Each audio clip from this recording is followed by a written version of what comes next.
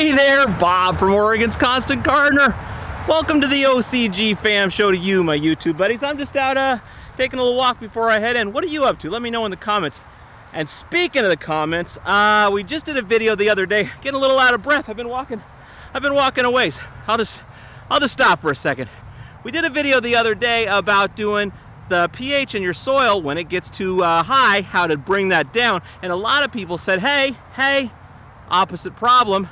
How do you get it up? Not in the mixture, but in the soil. How do you get the soil long term, especially if it's being stubborn? So I went back through the archives and I found a video that Scott and I did of your questions where we did just that topic. So watch this right now, and I guess when you're watching, be thinking any questions you might have, because I want to put together an episode kind of where I go through it step by step and show you with demonstrations and such about bringing the pH up, bringing the pH down in the soil. So questions, comments, be thinking about those. I'll talk to you after.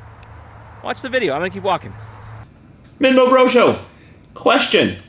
I am doing a slurry test every 3 days because of low pH.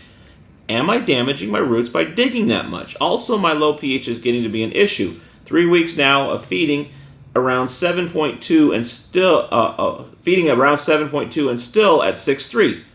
Should I add lemon juice to be able to add more ollie up?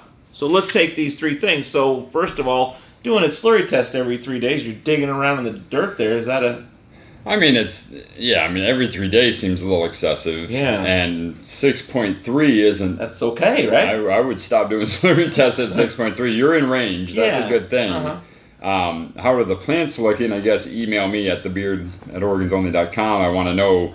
I guess I would have a few more questions for this one. 6.3, I'd say you're right on point. What are the parts per million of those slurries? That might be one of the issues we're seeing. At 7.2 constant feeding, you're relying on that 6.3 to be your delivery, because at 7.2 your calcium's still not available. I mean, you're beyond availability at 7.2. Yeah. So you might be starting to see some type of nutrient issues just because of the constant 7.2 waterings. Okay. I would not add more. So are you saying that you'd want to still be, even though you're pulling up, you're not going to go to 8 or 7 or something. You want to still be in range so that you get some feeding to them. Because when you hit them, when you hit them that hard, you're not feeding them, you're correcting them. So at that point, you should just be watering at 7.3 with Olympus up. Yeah. Or, start with, so if you're just watering, yes. Drop your pH with, even lemon juice, whatever. Okay. What do you say? A lemon juice for a pH drop. So if you drop your lemon juice with a little lemon juice or Hades or whatever, even a little bit of Herc, get it down, add in some Olympus up, and then don't soak them, just get the top layers wet. Because we want that Olympus up to go in there, and that non-soluble form of bicarbonate is going to sit there and react to the pH and buffer it back up. If you keep soaking it, it's pushing it past where you're even doing the testing anyway. All these teeth are driving me crazy today. No adhesion. I hate it when that happens. Yeah, I feel like a 90-year-old woman's like, eat some taffy.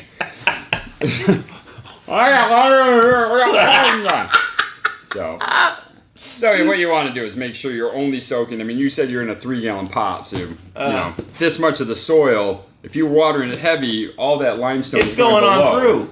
So this isn't even getting reacted. Okay. If you water just enough to soak this top layer, that limestone's going to react to that pH. Okay. Buffer it back up into the normal numbers.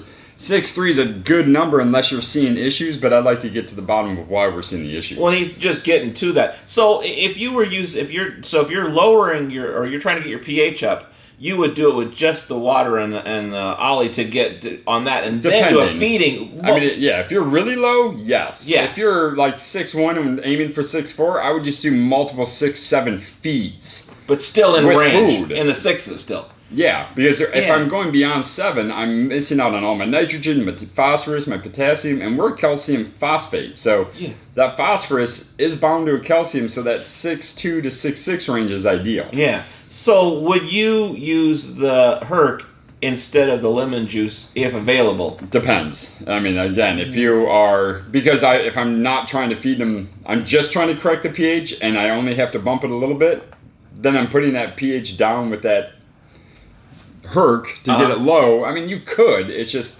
we're trying to fix a pH, not fix a ppm issue. Let's just work on the one thing with this. So, okay. And if you just didn't have lemon juice or pH down, then put some Herc in, but you're probably going to have to put in a bunch of Herc to get it to drop enough to add enough Olympus up to make a difference. So the lemon juice would be preferable, or the Hades down, to trying to use the Herc. But the reaction you water. Yeah, because if you have high carbonate water, then that's going to also be... But then, I mean, just don't oversaturate when you're trying to correct, because we're trying to correct this level. Yes, you probably could be damaging the roots if you're taking them every 3 days, and the 3-gallon pots aren't very small, big. Yeah, so you're taking, much to work with. Yeah. So ideally, I'd be saying have a medium, like a bowl of soil that has some mycorrhiza in it. Every time you take a core out, put in fresh mycorrhiza and soil into there and let that mycorrhiza kind of repair those root zones. Oh, that's a good idea. But, yeah. Okay. Cool. But cool. Email me some more info on that one. I'd like to get to the bottom of that.